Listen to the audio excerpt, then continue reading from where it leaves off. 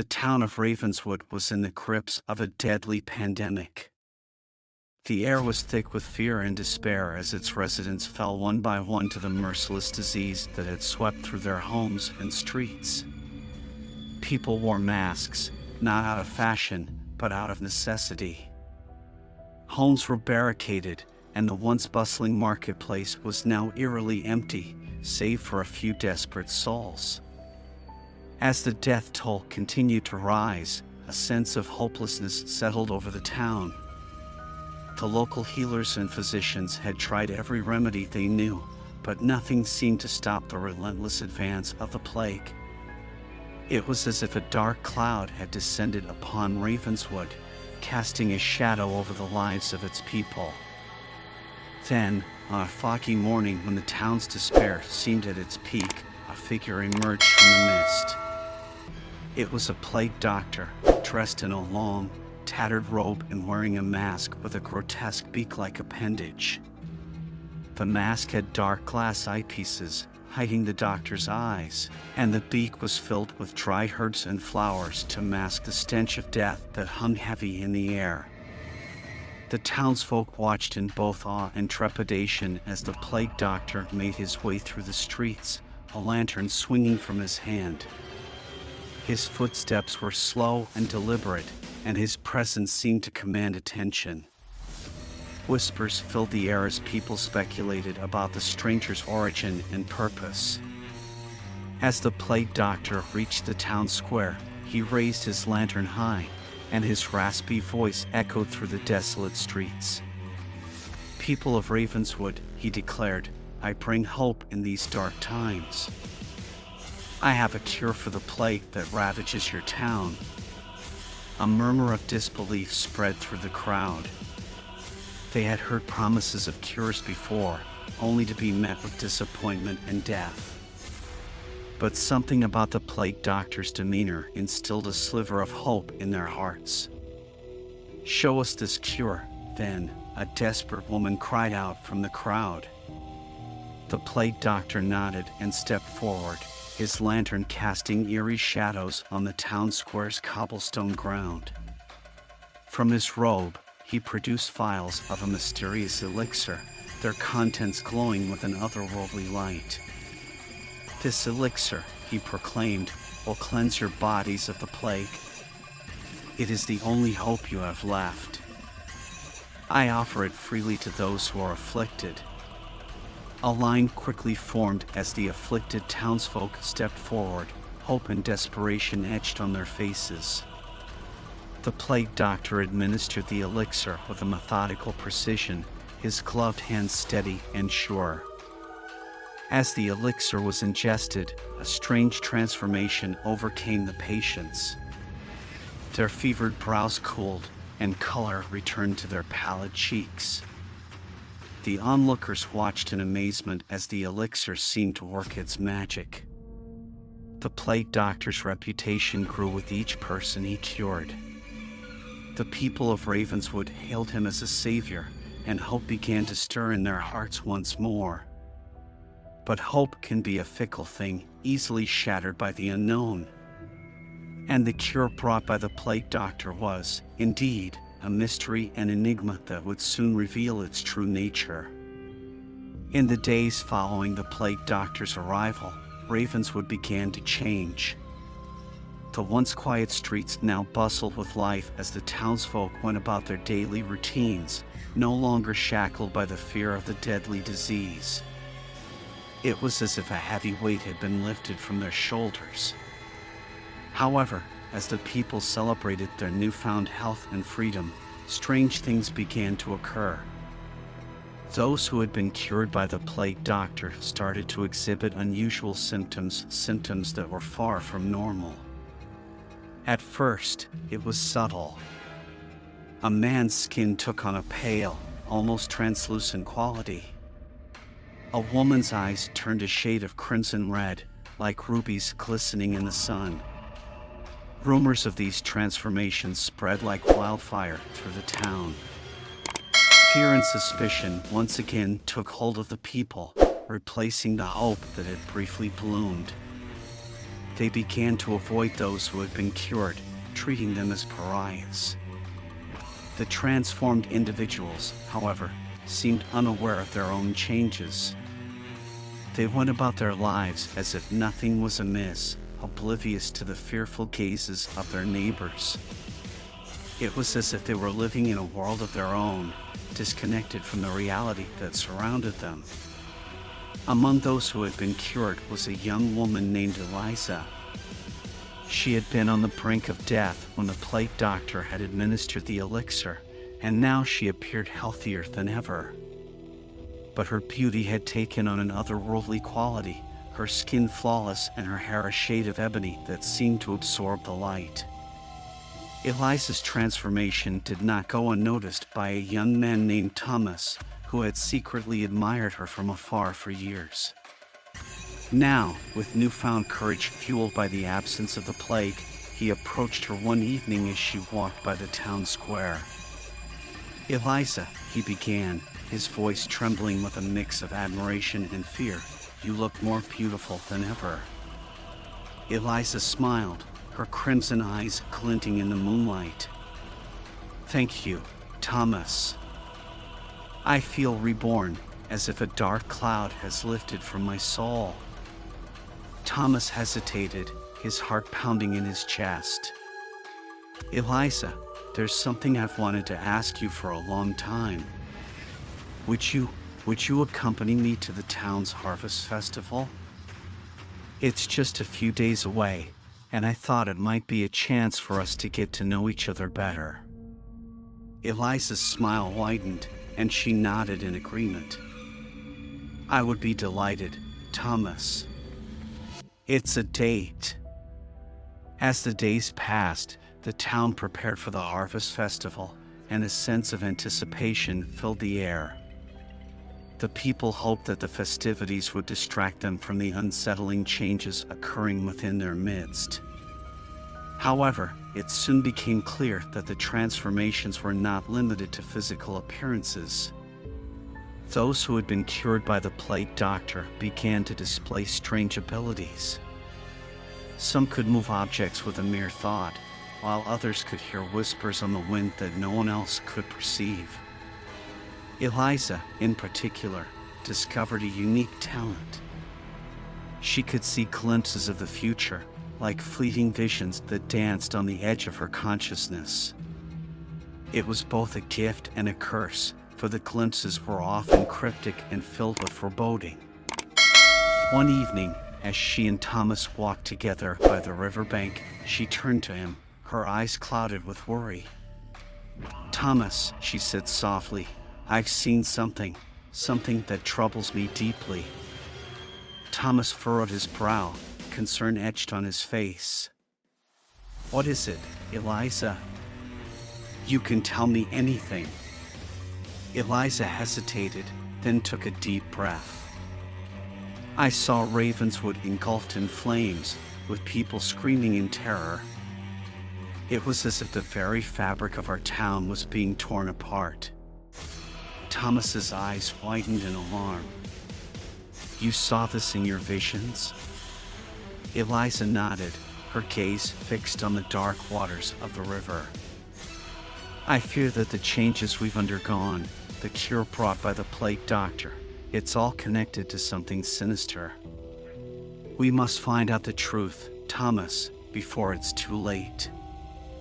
Eliza's ominous vision weighed heavily on Thomas's mind. He couldn't dismiss her words, not after witnessing the bizarre transformations and abilities that had manifested among those who had been cured. Something dark and unnatural was at play in Ravenswood, and it threatened to consume them all. Together, Thomas and Eliza decided to investigate the mysterious plague doctor and the source of the elixir that had brought such peculiar changes to the town. They began by retracing the doctor's steps, seeking any clues that might reveal his true identity and intentions. Their inquiries led them to an abandoned chapel on the outskirts of town. The chapel had long fallen into disrepair, its once stained glass windows shattered, and its pews covered in dust and cobwebs.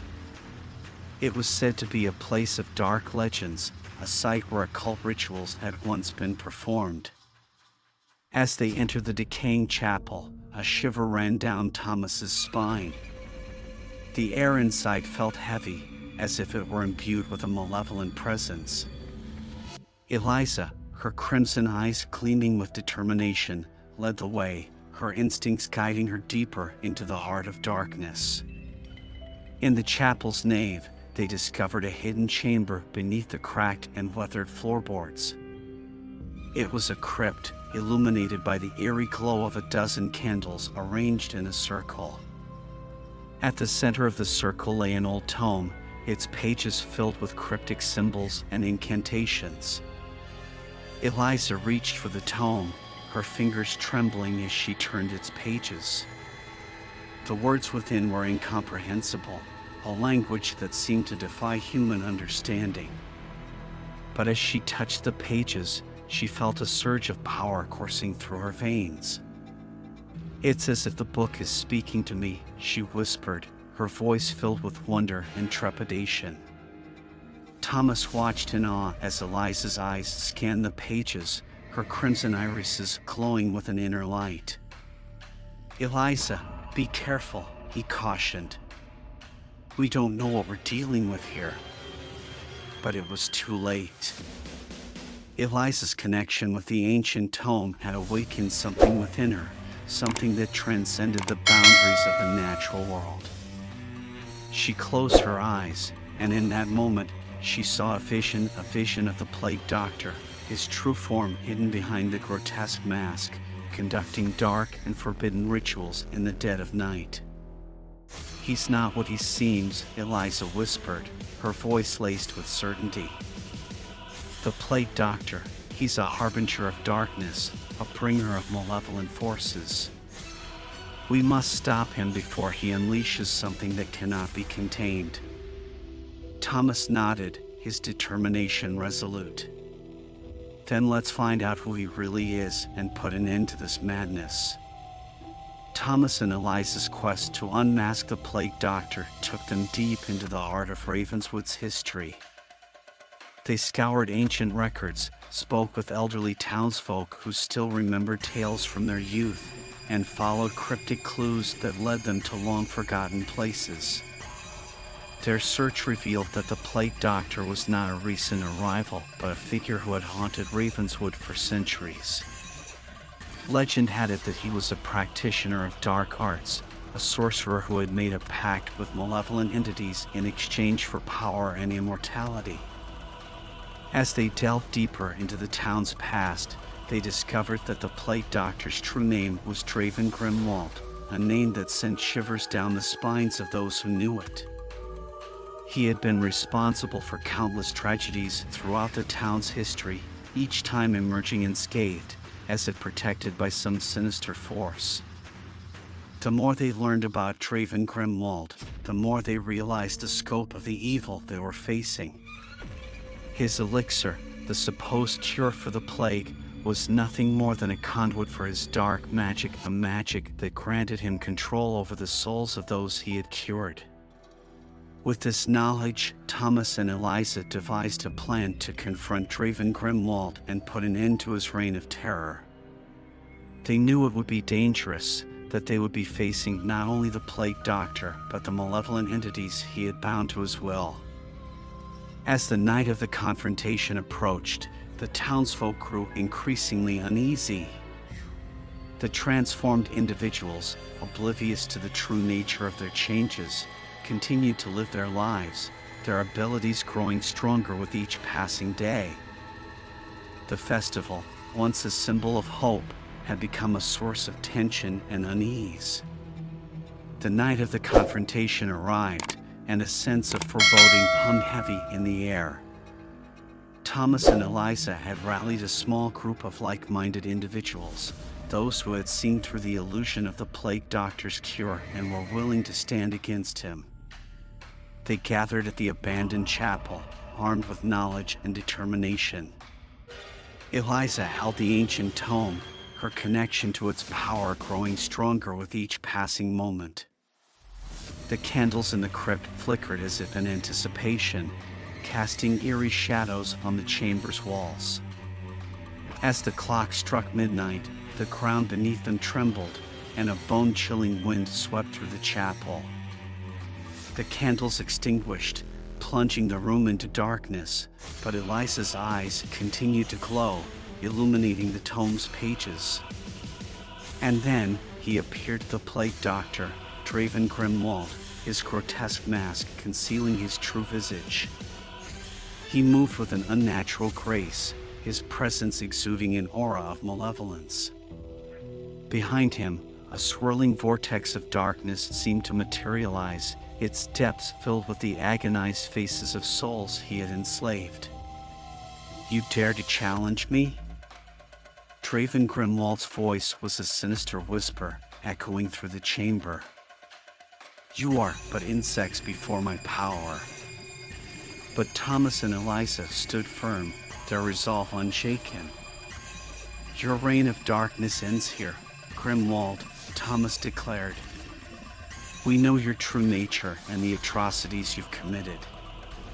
Eliza opened the ancient tome, and the words within it sprang to life, forming a barrier of light that surrounded the group. The malevolent entities howled in agony as they were repelled by the protective magic, unable to breach the barrier. Draven Grimwald's mask seemed to twist and contort, as if in agony, but he remained defiant. "You cannot stop me," he hissed. "I am eternal." Draven Grimwald's mask seemed to twist and contort, as if in agony, but he remained defiant. "You cannot stop me," he hissed. "I am eternal." But Eliza, her crimson eyes blazing with power, spoke the incantation that would sever Grimwald's connection to the dark entities. As the words left her lips, the mask on Grimwald's face shattered, revealing the grotesque visage beneath a face that had been twisted and warped by centuries of malevolence. With a cry of anguish, Grimwald collapsed to the ground, his powers waning. The malevolent entities, now free from his control, dissipated into the darkness, their tormented screams echoing in the chamber. The ordeal was over. Ravenswood had been liberated from the grip of the Pestilent Plague Doctor, and its people were free from the curse that had haunted them for generations. With Grimwald's defeat, the town of Ravenswood began the arduous process of rebuilding. The transformed individuals, now released from his influence, slowly regained their sense of self. Some struggled to come to terms with the changes they had undergone, while others embraced their newfound abilities, vowing to use them for good. Thomas and Eliza became leaders in the community, guiding the town toward healing and reconciliation. They helped the transformed individuals integrate back into society, fostering understanding and acceptance among the townsfolk. Ravenswood's Harvest Festival, once a symbol of fear and uncertainty, was reborn as a celebration of unity and resilience. The people danced and laughed, their spirits lifted by the knowledge that they had faced the darkness and emerged victorious. As for the ancient tome, Eliza sealed it away, deep within the earth, where it could no longer tempt those who sought its power. The crypt beneath the abandoned chapel was sealed for all time, a testament to the town's determination to leave the past behind. And so, Ravenswood moved forward, forever changed by its encounter with the Pestilent Plague Doctor, but stronger for having faced the darkness and emerged into the light. It was a town that had learned the true meaning of resilience, redemption, and the enduring power of hope. I'm an icon, man. I'm a girl about a 10. I should fuck her in a